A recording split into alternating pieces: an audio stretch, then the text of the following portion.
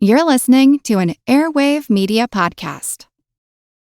Starting a business can seem like a daunting task, unless you have a partner like Shopify. They have the tools you need to start and grow your business. From designing a website to marketing to selling and beyond, Shopify can help with everything you need. There's a reason millions of companies like Mattel, Heinz, and Allbirds continue to trust and use them. With Shopify on your side, turn your big business idea into... Sign up for your $1 per month trial at shopify.com/special offer. From the creators of the popular science show with millions of YouTube subscribers comes the Minute Earth podcast. Every episode of the show dives deep into a science question you might not even know you had. But once you hear the answer, you'll want to share it with everyone you know. Why do rivers curve? Why did the T-Rex have such tiny arms? And why do so many more kids need glasses now than they used to? Spoiler alert, it isn't screen time. Our team of scientists digs into the research and breaks it down into a short, entertaining explanation, jam-packed with science facts and terrible puns. Subscribe to Minute Earth wherever you like to listen.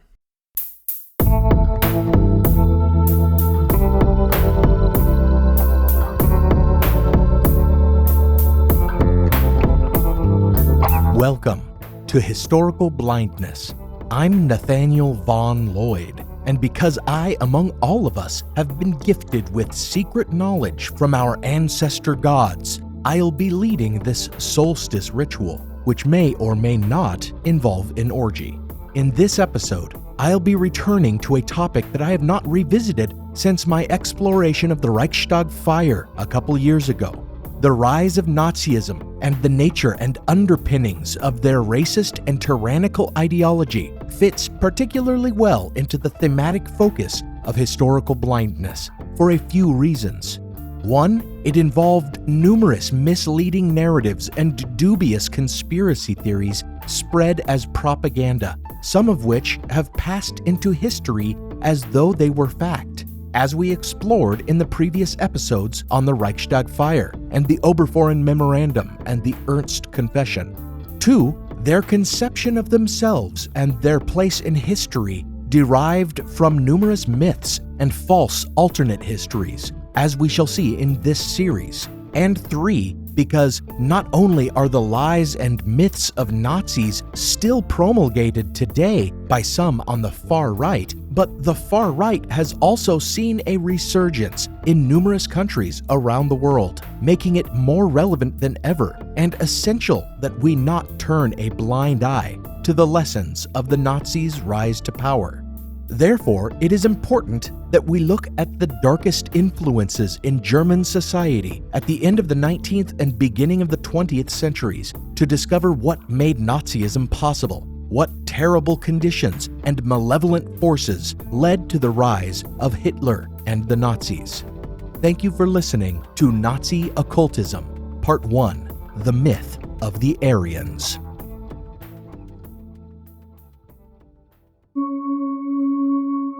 At the outset, it must be clearly established that Nazi ideology and mythology are undeniably evil.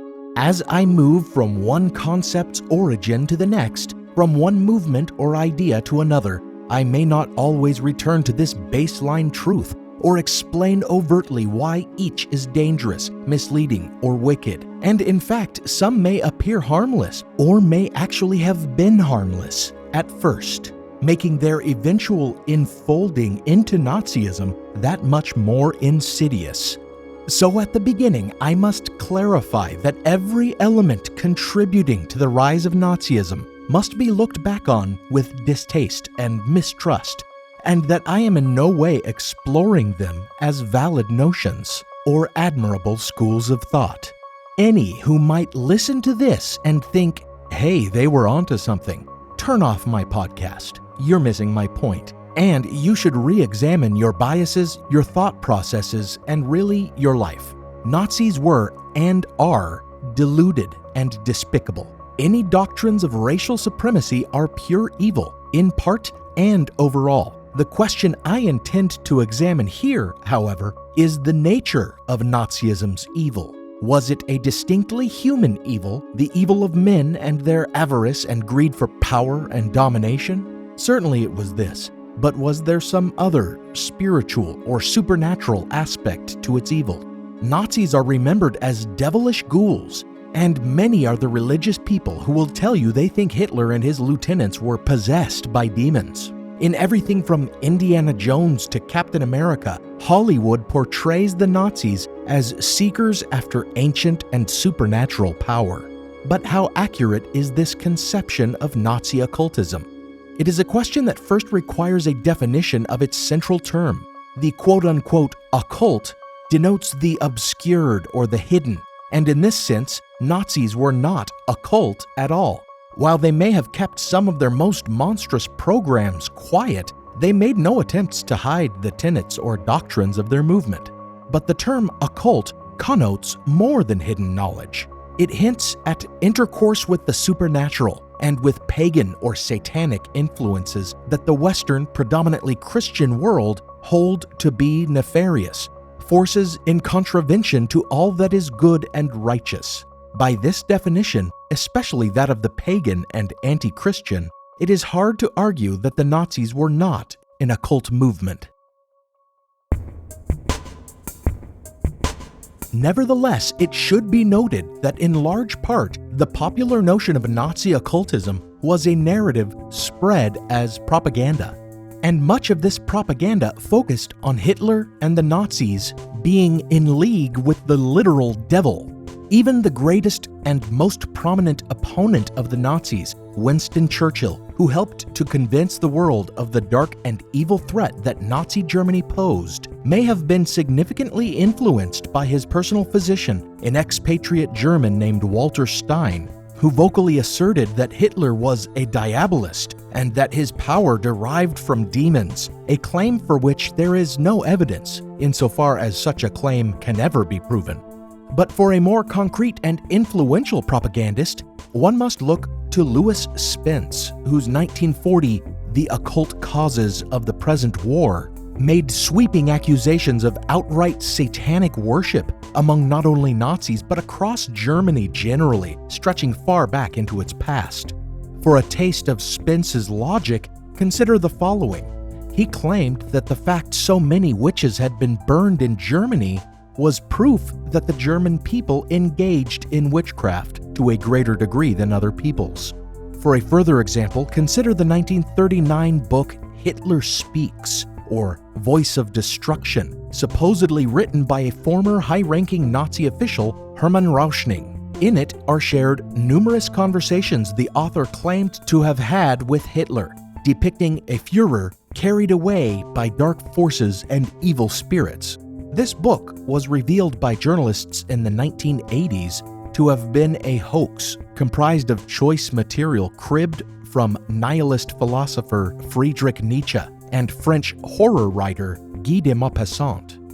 Further works that presented Hitler and his Nazis as being steeped in the supernatural came from figures who were sympathetic to their cause and bemoaned their defeat in the war, such as Savitri Devi, whose pseudo-historical and mystical biography of Hitler, Genghis Khan, and the pharaoh Akhenaten, called The Lightning and the Sun, represents the leaders of the Third Reich as demigods, and Hitler specifically as having been deified after his suicide.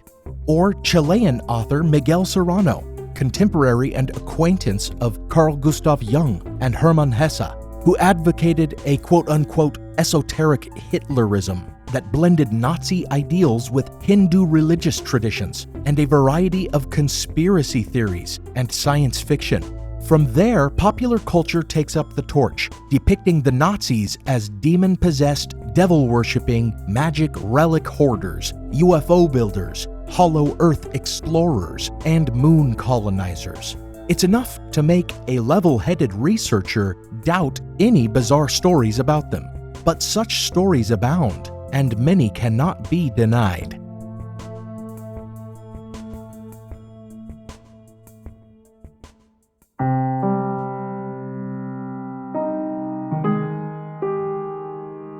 Another element of Nazism that some have suggested arises from the occult influences on the movement is their notion of racial superiority. But it is clear that such notions did not originate from occult sources, and in fact did not even originate in Germany. Rather, they originated in the fledgling science of anthropology, which engaged in a lot of what we recognize today as pseudoscience. Long before this, though, some Westerners turned to the Bible for explanations of race and skin tone variation. They relied on the passage in Genesis indicating that since Noah's son Ham refused to avert his eyes when his father was naked and drunk, Ham's son Canaan would be cursed to serve his brethren. This biblical story was misinterpreted and twisted in the mid-16th century to provide a justification for racism and slavery, the curse on Canaan becoming a curse on all Ham's descendants, and coming to include a darkness of skin as well as a fate of servitude, none of which was really supported in the original scripture. Later, in the 17th century, Western natural philosophers still tended to think about race in biblical terms, believing that all races must have originated with Adam and Eve, a foundational assumption that led Robert Boyle to view albino children as proof humans could give birth to progeny of a different race than their own. Much of what has been called quote-unquote race biology or scientific racism can be traced back to Enlightenment thinkers such as Carl Linnaeus, father of taxonomy and a devout Christian, whose taxonomic classification of human beings included judgments of their character based on the ideas of physiognomy, a pseudoscience that asserted a person's temperament and personality could be discerned from their outward appearance. Thus, Linnaeus's Europeanus was quote-unquote fair, as in white, and also, quote, gentle, acute, inventive, end quote, while Asiaticus was quote-unquote sooty and, quote, severe, haughty, covetous, and Africanus was quote-unquote black and, quote, crafty, indolent, negligent, end quote. A racist hierarchy is abundantly evident here, even without mentioning his further classification of subhumans, the Homo monstrosus.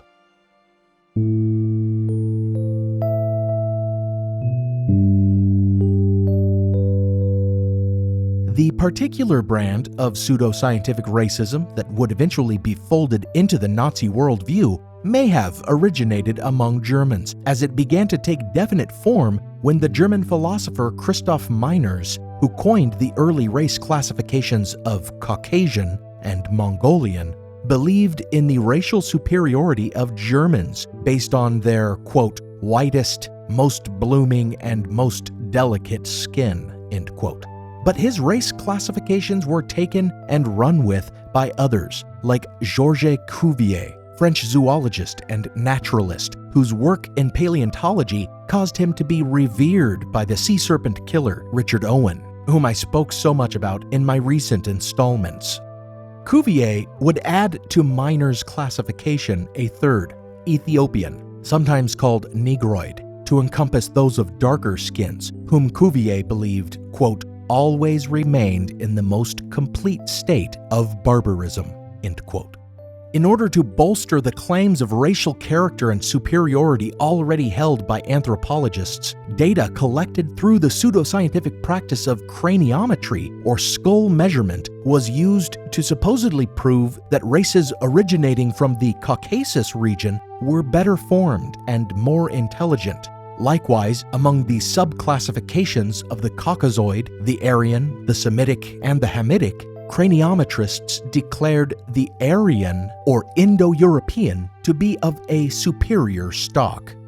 But Aryan did not always mean white Northern European, or Nordic as the Germans came to think of it. Originally, it applied to the speakers of most major European languages and those in northern India, Iran, and Central Asia. But German linguists and philologists like Max Müller conflated linguistic relationships with racial relationships, and thus was born the myth of a people calling themselves Aryan who came from some mysterious and mythical northern homeland and migrated into India, Iran, and Europe. This myth found perhaps its most influential supporter in French Count Arthur de Gobineau, whose essay on the inequality of the races suggested that the most superior of races are those whose blood has been least degraded from its Aryan purity. For this was a quote-unquote master race, a term that originally meant the race from which others derived, as in the term master key, but which came to be taken as a term indicating the race's natural right to dominate those inferior to it. Despite the fact that de Gobineau actually thought the English, with their insular country, to be the closest to pure Aryan blood, his ideas became very popular in Germany. This can be attributed to his friendship with the composer Richard Wagner, who publicized Gobineau's ideas through a newsletter published specifically for visitors to the world-famous Bayreuth Festival, which celebrates Wagner's operas. Now for a brief intermission.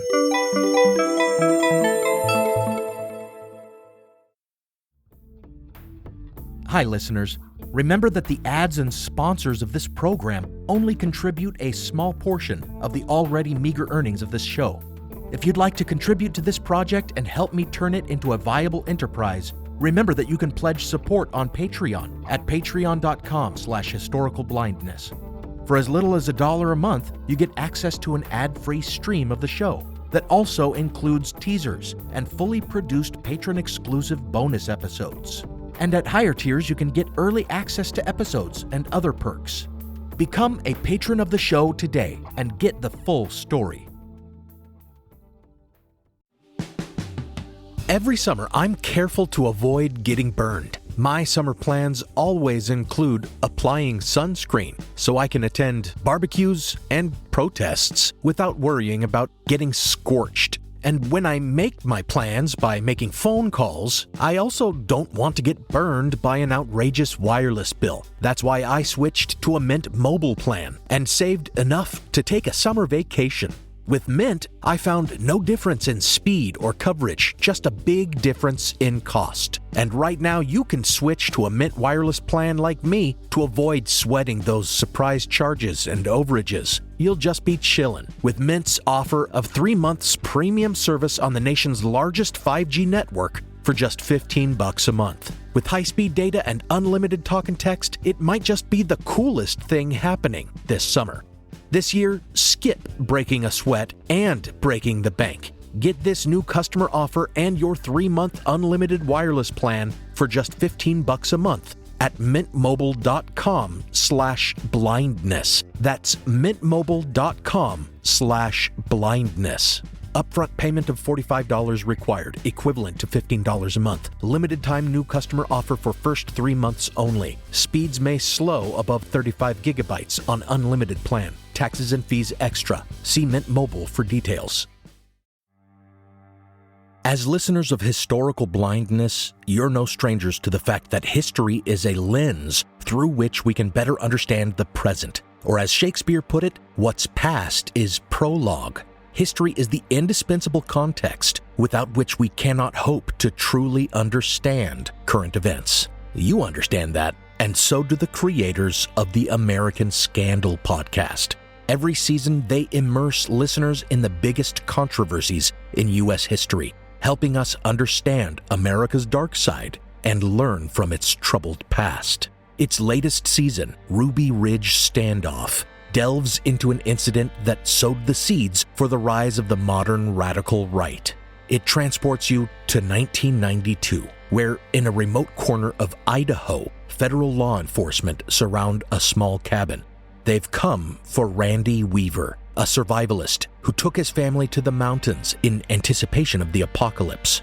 A simple weapons charge brought the agents here, but the situation is about to explode into a deadly and tragic standoff that will later become a rallying cry for far-right extremists, fueling distrust and violent anti-government sentiment for decades. Follow American Scandal on the Wondery app or wherever you get your podcasts. You can binge all episodes of American Scandal's Ruby Ridge Standoff early and ad-free right now on Wondery Plus. Now, back to the show.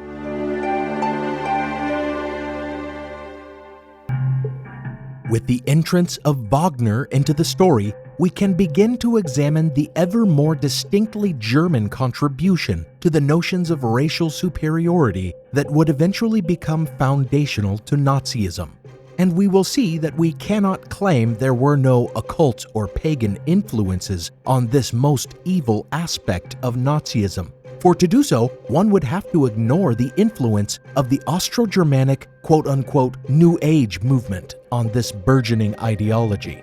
Compared to the New Age movement of the 1980s by Bill Yin in one of my principal sources, Germany and Austria in the 1920s saw a great increase in interest in alternative theologies and mysticism, including Buddhist and Rosicrucian philosophies, Egyptian mythologies, and Kabbalistic practices. Among these, perhaps the greatest interest was shown to Germanic folklore and Nordic paganism, both of which had been popularized by the operatic works of Richard Wagner, who drew from mythologies contained in the medieval Icelandic Eddas, as well as the ancient Germanic epic poem, the Nibelunglied. In Wagner's masterpiece, The Ring of the Nibelung, German audiences became entranced by the age of the Nordic gods of Valhalla, as Wotan, whom we may today more popularly call Odin, seeks to regain a ring inscribed with magical runes that grants its bearer the power to rule the world. A fantasy world filled with giants and dwarfs, it may strike modern audiences as quite similar to Tolkien's Lord of the Rings, and with good reason, for certainly Wagner was a major influence on Tolkien. And just as Tolkien's works have fired the imaginations of entire generations, so Wagner's kindled a renewed interest in all things Nordic and pagan among many in Germany during the last half of the 19th century, such that some renounced their former Christian and Catholic beliefs to practice a new form of pagan worship they would call Wotanism, which they felt was more true to their ancient Germanic heritage.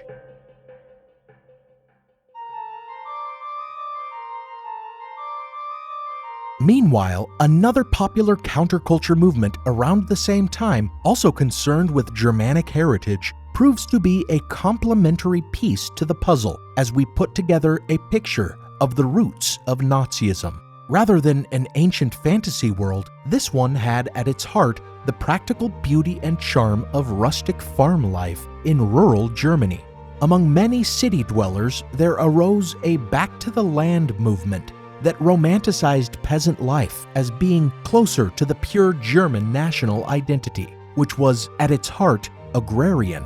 It was a nostalgic movement called the Volkisch or folksy movement, reacting to post-industrial alienation with a yearning for quaint villages and a simpler life. The movement appealed equally across the political spectrum, for all in urban areas felt the misery of wage slavery, drawing everyday working men and intellectuals alike. Essential to the Volkisch movement was a notion of achieving a closer connection to Germanic identity, and thus at its heart it was a nationalist movement. But this became intrinsically tied to notions of not just nationality but race and ethnicity as well, as the ideology of Blut und Boden, or blood and soil, emerged.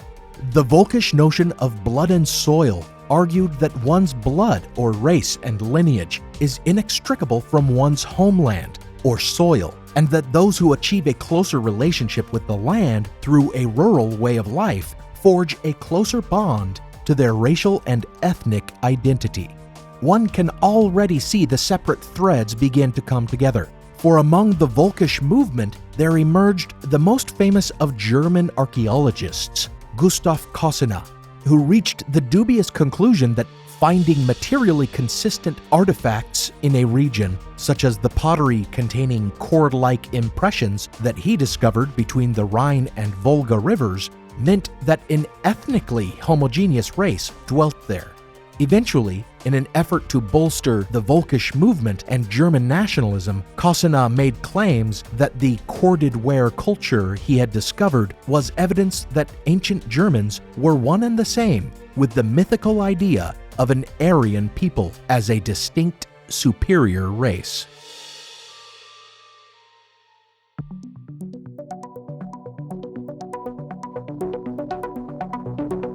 Thus, as two concurrent strains in society, the Austro-Germanic New Age was driven on one side by nationalist blood and soilers who believed their ancestral racial identity tied to the supreme and mysterious race of Aryans, and on the other by those who rejected Christianity to worship at the pagan altars of the old Nordic pantheon. And it would not take much of a stretch, then, to link the two, for the ever-evolving myth of the Aryan race indicated they had migrated from some mysterious northern homeland, which some identified with the mythical Hyperborea, or Ultima Thule, about which I'll have more to say later. From there, it's a mere skip to suggest that the Aryans were the gods of the Nordic pantheon, their homeland of Valhalla one and the same with the mysterious Aryan homeland, and therefore Germans were descended from the gods themselves. Into this roiling cauldron of mystical ideas about race and ancient wisdom came Madame Helena Blavatsky, a Russian woman who had traveled the world and gained fame with her claims to ancient knowledge and psychic abilities. For a fantastic exploration of Blavatsky and her claims, check out Sebastian Major's series on her in his podcast, Our Fake History. For our purposes here, suffice to say that she emerged from popular spiritualism, which saw mediums holding parlor room seances the world over, and rose to become the founder of her own philosophy, or religion, or many would say cult, which she called Theosophy, and which she established through her best-selling book, Isis Unveiled, a master key to the mysteries of ancient and modern science and theology, a volume widely considered to be plagiarized and patch-written from numerous mystical texts. In 1884, as many pseudo-religious groups and schools of philosophical thought vied for attention in the burgeoning Austro-German New Age, she established a branch of her Theosophical Society in Germany. Among the tenets of Theosophy was one idea that would prove to be particularly appealing to the Volkisch movement and its blood and soil philosophizers, that among the primeval races of humankind, there existed a hierarchy, at the very top of which was the quote-unquote root race, which she identified as Aryan, with all others being sub-races.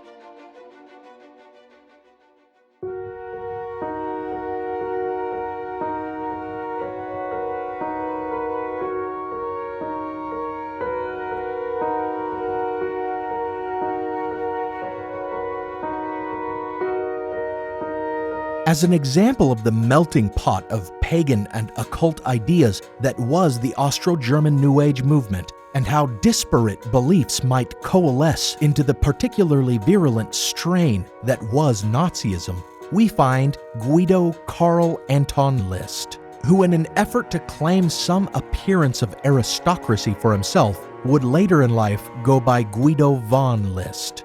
He was not, however, from a wealthy family. Rather, he grew up middle class and preoccupied with the fantasy world of Nordic mythology.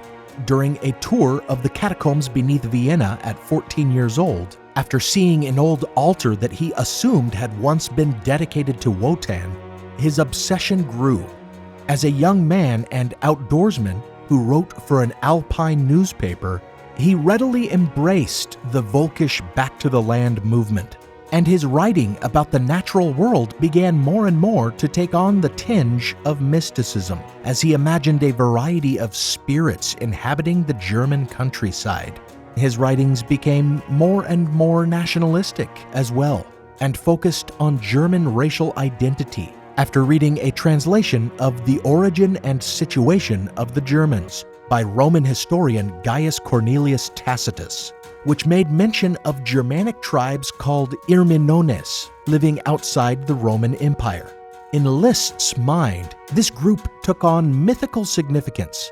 He called them the Armanen, and he claimed they were a pagan priesthood that held great power flowing directly from the Nordic god Wotan.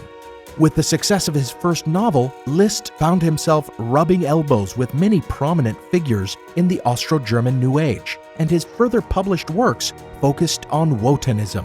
After taking an interest in Blavatsky and theosophy, he developed his own doctrine, bringing together metaphysics, Nordic paganism, Volkish nationalism, and theories of Aryan and Germanic racial supremacy.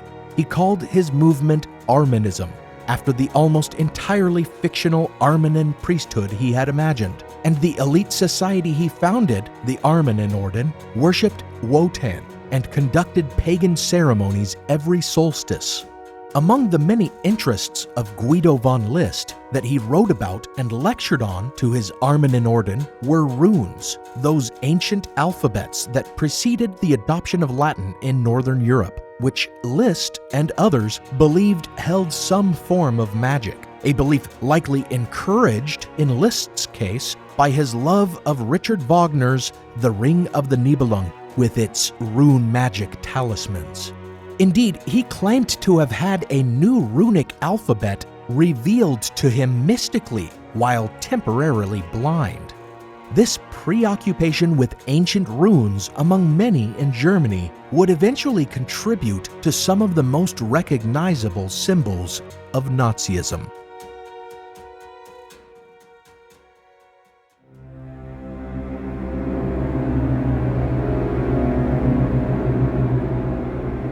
As with any successful movement, Guido von List's Armanen saw its imitators and offshoots. One imitation was the Germanen which greatly admired von List and his writings, so this may almost be considered a satellite group.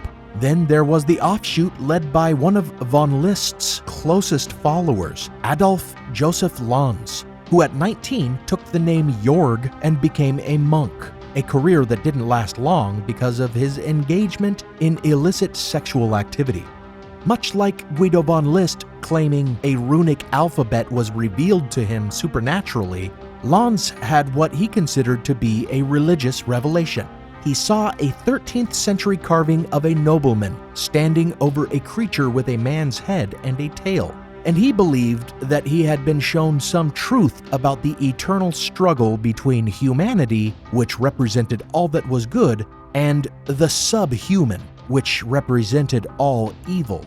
After his ouster from the monastery, he fell in with the Armanen and von List, gave himself the more noble-sounding name Jorg Lanz von Liebenfels, wholeheartedly accepted the Volkish notions of Aryan superiority and the purity of Germans, and went even further by asserting that other races represented the subhuman evil of which his vision had warned.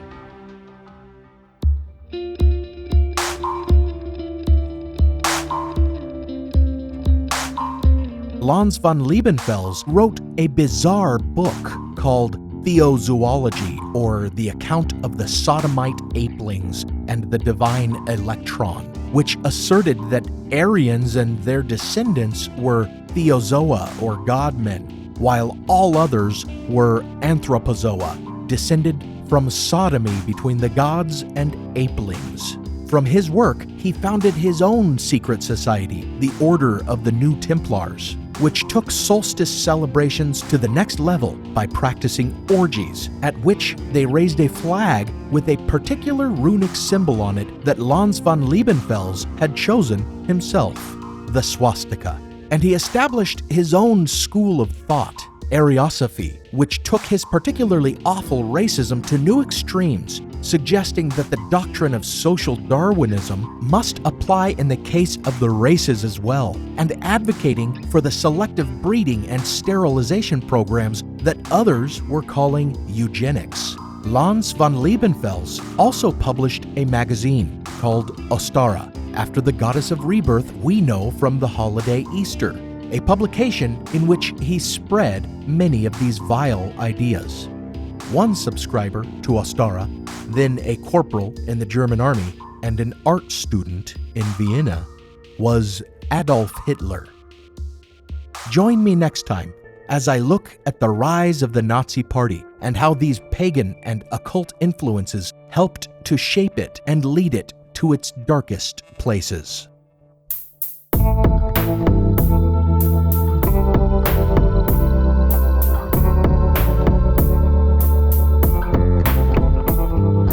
Thanks for listening to Historical Blindness, the Odd Past podcast. I want to thank the members of my secret order, my partner patrons, Marina, Joe, Jacob, Robert, Diane, and David.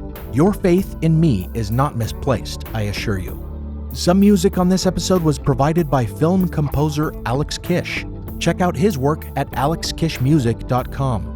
While you're online, visit the blog at historicalblindness.com to see images and find links to further reading and citations for academic sources. You can also find book recommendations for almost every episode topic on the Books tab, as well as a link to my own book, Manuscript Found, a historical novel about the rise of the anti-Masonic political party owing to the scandal of a Masonic murder plot and its connection to the composition of the Book of Mormon. If you liked the episode and are a fan of the show, give it a rating and review wherever you can, especially iTunes, and follow on Twitter, Facebook, and Instagram. Until next time, remember that great evil is no sudden monster. It does not appear all at once fully formed, but rather evolves out of numerous smaller and less alarming evils.